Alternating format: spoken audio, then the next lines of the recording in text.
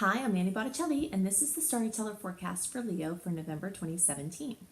Go to my website, anniehelpsyou.com, check out my blog, and look for my new school, my Astaria School of Practical Magic, where I assist you with bringing ancient wisdom, scientific wisdom, to bring magic into your daily experience.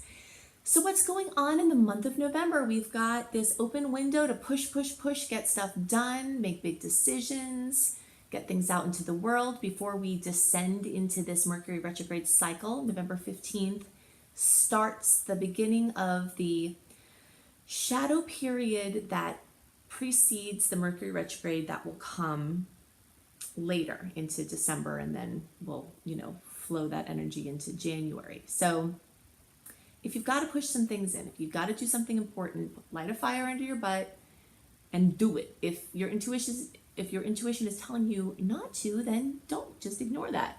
But if you have this sense that there's something you're supposed to be doing, then just remember this is the second to last window before the wall of personal planets being retrograde in March. March for the rest of 2018 is going to be a wall of personal planets being retrograde. And that is great for some things, which we'll talk at length in those times about what that's good for.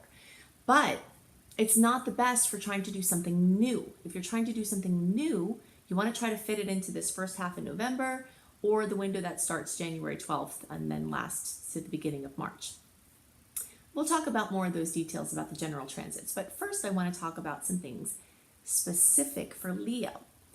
So we're going to talk about the full moon and we're going to talk about the new moon. The full moon happens on November 3rd. And this is a very powerful full moon because it is flanked on either side from November 1st through the 4th with just a massive amount of planetary combinations coming together. So all of the transits that are occurring at that time are weaving their way into the story of this full moon. And I will go into details about what transits they are, and what you can expect from them when I talk about the general transits. But for now, I want to focus just on the fact that you've got this full moon, this coming to completion, fruition, this drama, this elucidation, this bringing to light, this accomplishment, this something building to the point where it's finally done. For your early and middle degree placements, you're going to have this occurring in your work sector. So a big work project, something having to do with your vocation, your career, your work. Drama or accomplishment is the basic way that this is likely to go. So something that you finished or something that's coming up that has to be dealt with. This can also have to do with father. Many people will see a father need more attention, or a male figure, but usually this relates to the house of father. So a father figure of some sort, or an authority figure, a boss or something happening there where they either need some attention or they're accomplishing something and you're wrapped up in that emotionally. For the rest of the middle and late degree placements, this fullness, this completion, this fruition, this drama, this accomplishment will be happening in the 9th house. The 9th house has to do with teaching, learning, so any education programs, international relations of any kind, international business, different countries, different cultures, different languages, international travel. It has to do with publishing. It has to do with spiritual studies and does relate to churches as well. So less organized studies for spirit and also very organized religion is in this space. So there could be drama or accomplishment within the church, something exciting coming to fruition at church, a goal reached, or some conflict there.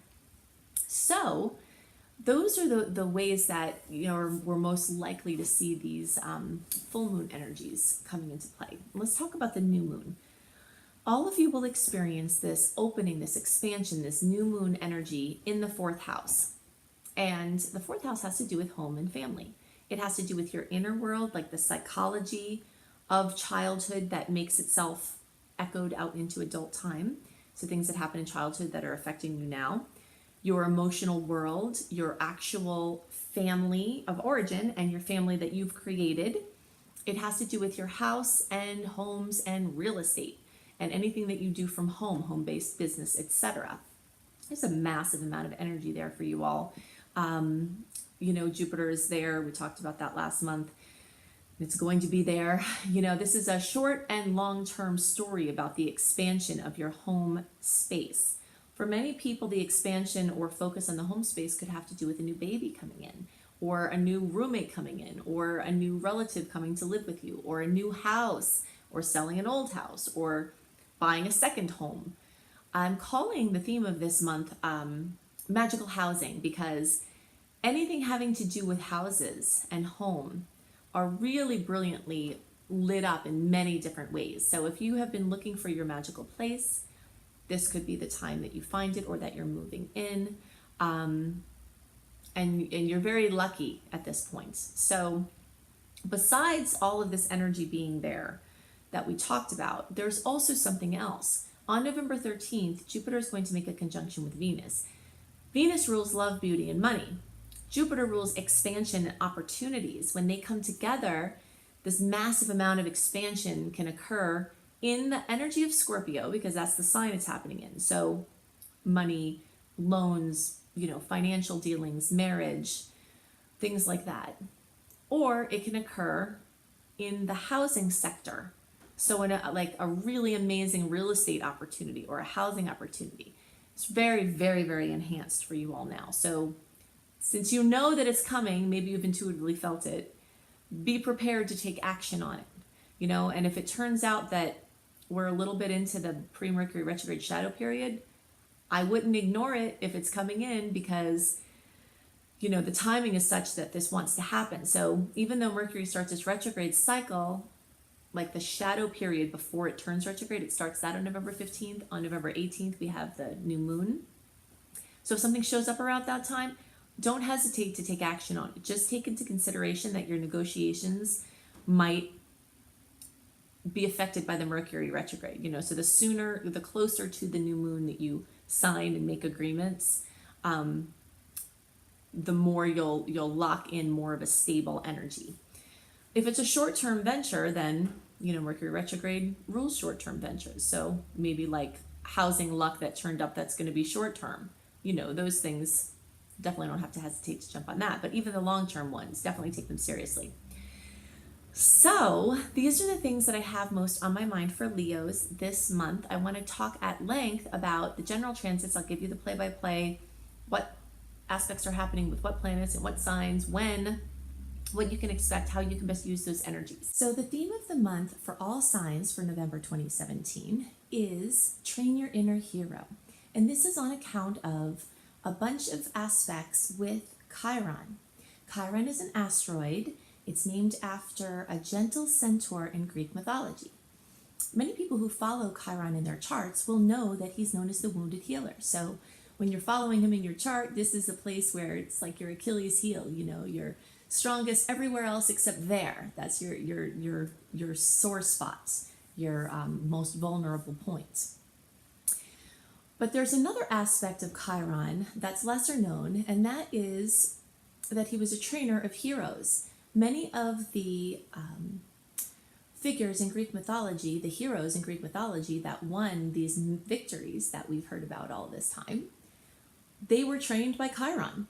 And so as we have aspects with Chiron, challenging and more soft, we have this wonderful opportunity not only to work on this tyrant-victim polarity that comes up so readily on the earth plane. That's another piece of Chiron, is to remember that when we feel like someone is being a tyrant to us, then we're automatically a victim, and vice versa. So the belief in any point of that polarity brings perpetuation of the dynamic back and forth and the role-playing back and forth. So Chiron assists us to transcend these energies and to drop the story of victimhood and plant the seeds of empowerment. And it also assists us in training our inner hero. So a great trainer will use our weakest spots as not only places to fortify, but also places that make us different than other people, that bring us gifts. So you may find many gifts in focusing on your vulnerabilities at this time from these aspects, and that's one of the themes of the month. So we've got lots of Scorpio energies continuing into this month, and they are going to continue to bring in the themes that they started in October of deep introspection, mysteries, research, psychology. Astrology is in there also from the psychological perspective. This is the house and sign, the eighth house, of other people's money. So inheritances, shared money, marital money, sweepstakes, winning, finding money, money coming from nowhere, debt, credit. All of these are themes that are going to be continuing to be brought up by the Scorpio energies this month. There are many powerful transformations awaiting with this energy because Pluto owns that space of the deepest transformation, birth, death, rebirth. The phoenix rising from the ashes is a way that I always like to describe that energy. So we've got that energy present, but at the same time, this lighter, very different Sag energy starts to work its way in. And when Sag energy becomes present, we have the desire for action and movement, adventure and prolific expression. It's the sign of luck, and it's the energy of optimism, and also is a very strong intuitive, like following hunches to increase synchronicities, and increasing the breadth of our experience. Scorpio energy talks about the depth of experience, and Sag energy talks about the breadth. So we've got both of those going on this month. So you might find a lot of chances to spiral in and go deep, as we also spin out and go really wide. Lots of people will find that they are excited about and ready to and having opportunities to travel or do things with different countries, different cultures, different languages. Sag energy is also very much related to publishing projects, writing, editing, teaching, learning. Teaching and learning programs of any kind are Sag's domain. So, and just fun, Sag is a very easy, light-hearted, fun-loving sign. So you'll feel those energies start to roll in. In November, we are still in that window that started in September of this open time without personal planets being retrograde, but that's only through November 15th. November 15th, the Mercury retrograde shadow period begins. So Mercury doesn't go retrograde in November, but the shadow period starts on the 15th. So every day after the 15th, you start feeling that kind of the mishaps, the miscommunication, stuff with transportation, stuff with the devices coming up. And you can check out my video, Mercury retrograde do's and don'ts, on my channel, Annie Botticelli, Mercury retrograde. Also, you can just tune in to what's happening, and this is one of the most important things that I'd like to teach about astrology, is that you can hear about what's going on in the energies, but the more you start to match these dates with feeling into them, that's the biggest thing, because you will notice it. I have heard countless people tell me when they start paying attention, oh gosh, Mercury must be retrograde again. Things start slowing down, communications start getting more complicated, things from the past start showing up.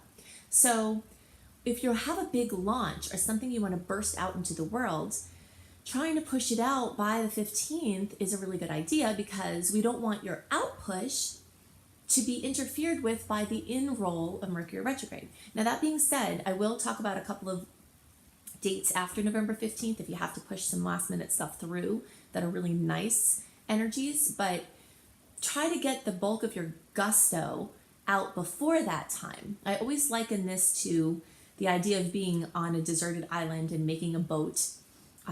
When you try to get off the island, you would not put your boat that you've worked so hard to make, this is your last chance, right? Your only chance to get off the island. You wouldn't put it out when the tide was coming in. It would make no sense. You'd be battling the waves and you probably wouldn't make it. But if you wait, if you watch the tides and you wait until the tide is going out to set your boat afloat, it's much more likely that you're going to reach your destination. So that's why we want to pay attention to these energies. And even though everyone gets, a lot of people get irritated with, oh, it's Mercury retrograde again, I don't want to hear about this. Well, it's true, but it's important as a rhythm, especially in a world where everything is about go, go, go, go, go, that we have these beautiful retrogrades that remind us that sometimes it's just time to roll a little bit in and then store and save, hold the gold until we have these good launching points and then push out, and then roll back in. So half the month is in this major push out, and then we start moving into this roll back in type of energy. So I'm going to give you some details about some of the aspects to look out for this month and the dates they happen around. Do know that when I give you exact dates that the transits occur on, you could feel those manifestations before or after those dates, because it's not a finite point in time that these things are expressing.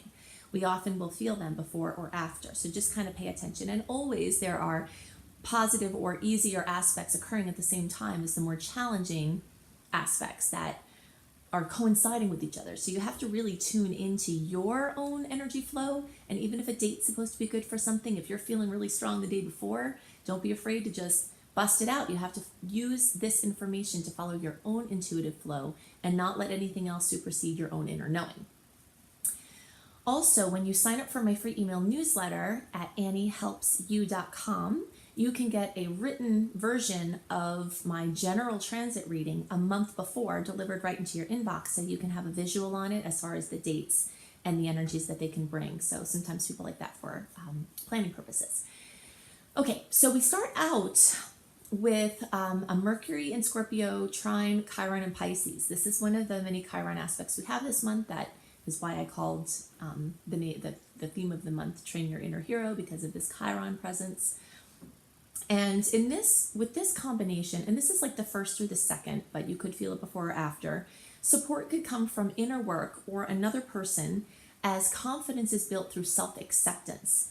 Chiron, especially in Pisces, is just a very, it's an internal healing, anything that makes us feel like we're not right with anything, with ourselves, with the world, So the more we have self-acceptance, the more we can be open to support from other people because we feel like we deserve it.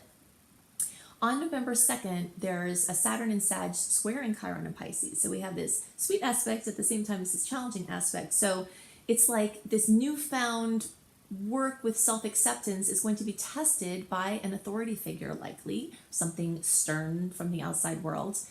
But it could be the other way around. It could be that because something is coming in as harshness, we can choose to use the softer energy to just love ourselves, love the person or the being, whatever it is that's reflecting this to us, and do good inner work with it. On November 3rd, we have a Sun in Scorpio, trine Neptune in Pisces.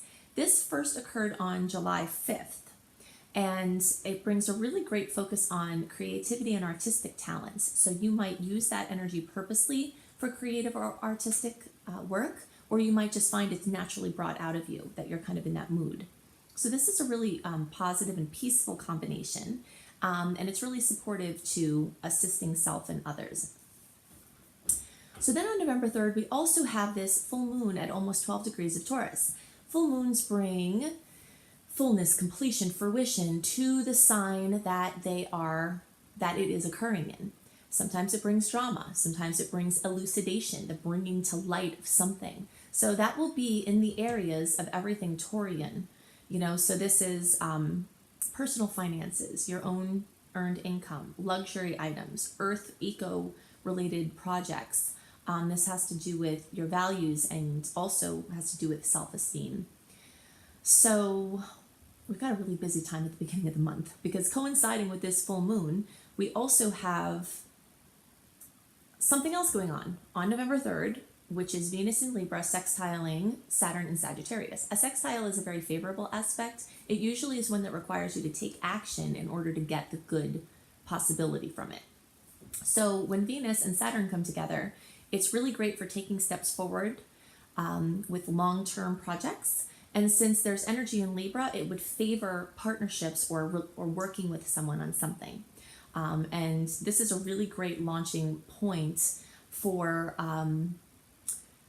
trying to move forward with things, but it's kind of a mixed bag, because you have all this intensity around, and then the next day you have Venus opposing Uranus in Aries. And so this can bring jolts or overstimulation in the arenas of love or money or self-esteem, so definitely issues with self versus relationship are being brought up.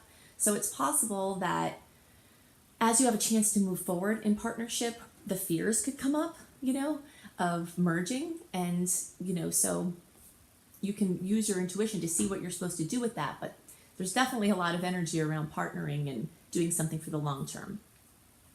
On November 9th, we've got the Sun in Scorpio making a great aspect to Pluto in Capricorn. Again, this is one that you would need to take action on to get its most positive attributes.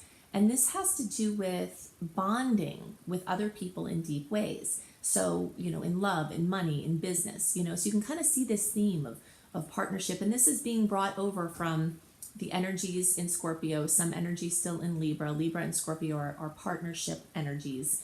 So just, it has to do with self, and it has to do with how we relate to others, which is a very common theme for this month. We'll look out on the 13th, or let's see, the 11th first.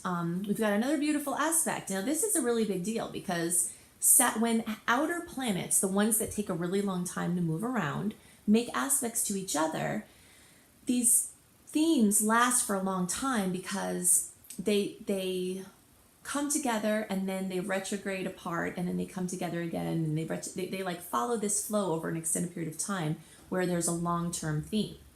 So this is the last of the 3 brilliant matchups of this Saturn and Uranus energy. And these are very different energies. Saturn is long-term, ground building, foundational, and Uranus is out of the blue, surprises, can be unstable, and Saturn is stable, so it's like this coming together of opposites in a way, in a beautiful configuration.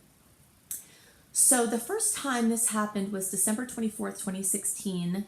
The second time it happened was May 19th of 2017. And then this is the third time. So it can really bring stability and expansion through the combination of innovation and technology, because Uranus rules innovation and technology. So this transit lasts well beyond the date of November 11th. You'll feel it in the weeks before or weeks after. Sensitive people will have felt it as a long-term theme for almost a year. So on the 13th, we've got a really fantastic aspect for merging. There's so much energy that's really good for weddings, for partnerships coming together. Like I said, it's a mixed bag because there's, the challenges and the fears that come with it, and maybe the red flags even. But Venus matching up with Jupiter is one of the best combinations for love and money, because Jupiter's a great expander and Venus rules love and money. So it can very thoroughly expand. Anything that you do on this day or around this day, as far as money or love, can be very, very powerful and transformational. So I really love it as a launch date for business things. Again, you just have to feel in, because there is an aspect on the same day where Mercury, which is ruling communication, is in Neptune, is squaring Neptune. And that can mean you're not seeing things clearly, So if you've already done all of the work where you have to, do your testing to make sure everything is cool to move forward, then this could just be a little blip. But if you're just meeting someone at this time, there could be an intense meeting, either romantic or otherwise, but there's this piece where you're maybe not seeing everything really clearly as well. So you just have to look out for that. On the 16th, Venus in Scorpio is making a beautiful aspect to Neptune, and this is wonderful for emotions and intimacy. You can see our theme of this partnership and coming together continues. Now, if you are someone who is moving through this time and you're not merging with people in any way, that doesn't mean that the transformation can't abound prolifically, because Scorpio energy is very deep and can be very individual, even though it does represent the merging of energies as well. But an individual going on a deep transformational journey can very much embody this energy, because it's the story of going deep into the self as well. So you can do really deep inner work with this, solve mysteries, find answers to problems, find solutions. There's a lot of different ways you can use this besides merging with other people.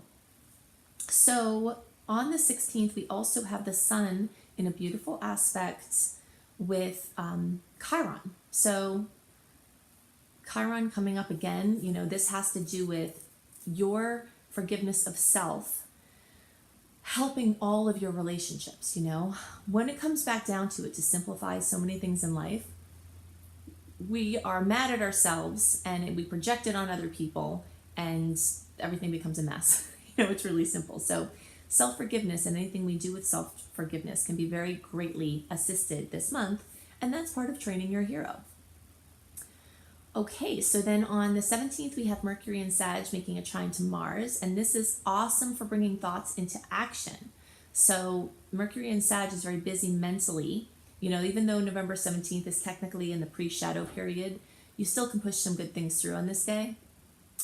Then we've got our new moon at 26 degrees of Scorpio on November 18th, and this is time to make your new moon wishes. New moon wishes are real, just like birthday wishes are real. You've got this new open window, especially when you align your wishes with the sign that the new moon is in. You can check out my website for a blog about this. It's called Making Powerful New Moon Wishes in Scorpio. If you just go to my website, anniehelpsyou.com, and go in the blog, go in Astrology, and search for New Moon Wishes Scorpio, you can have a good guideline for how you can maximize these wishes. And I have those every month for every sign, so you can always find them there. But to summarize, you want to use those Scorpio related things that I talked about earlier: partnership, other people's money, deep finances, astrology, psychology, things like that, and align your wishes in those arenas for powerful transformation.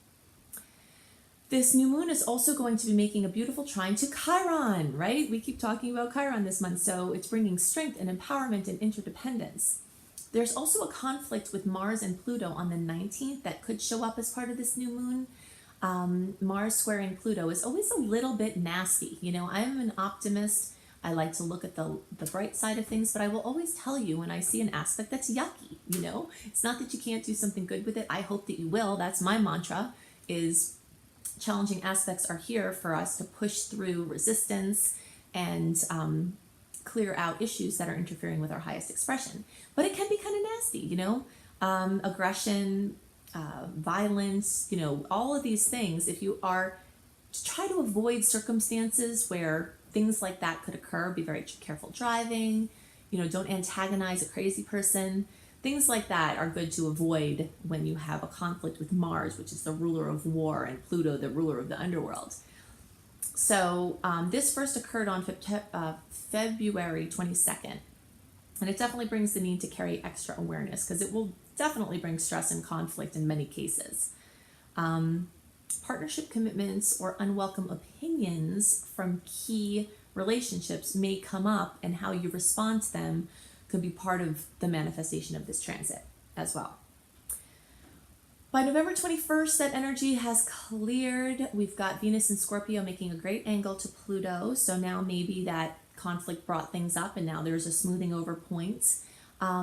This can be very intense emotional or romantic experiences.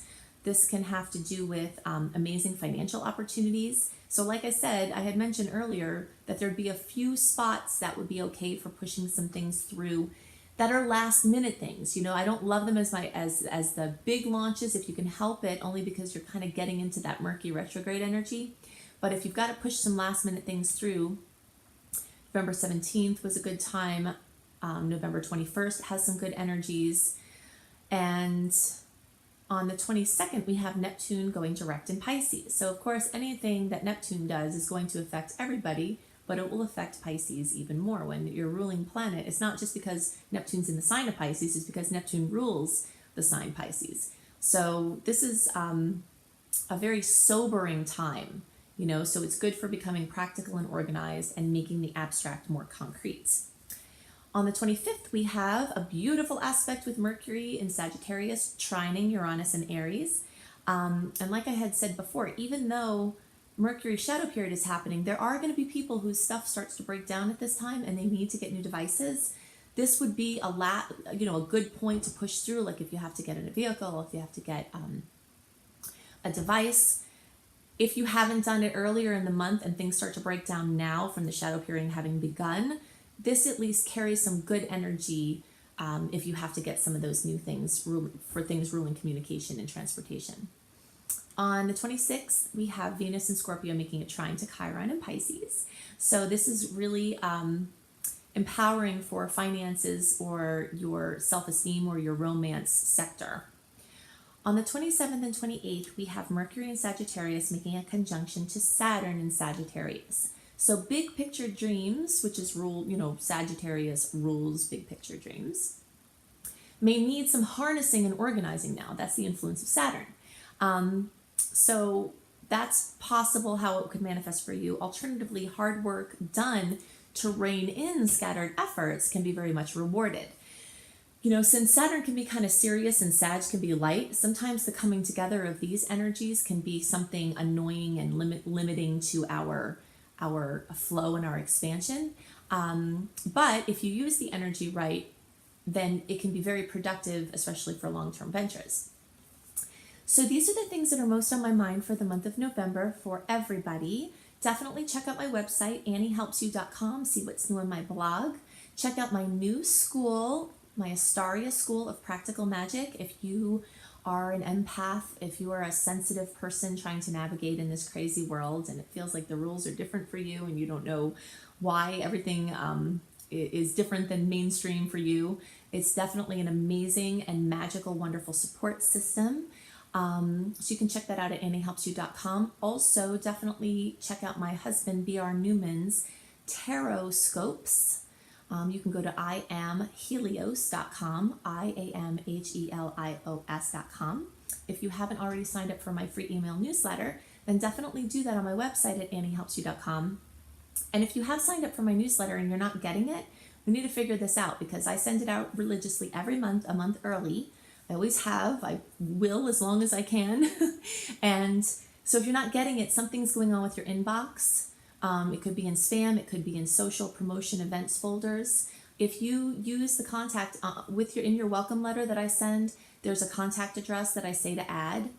And when you add that to your contacts, it gives the message to your email service to put things from me right into your inbox instead of one of those other folders. So I hope you have a wonderful month and I'll see you next month. Bye.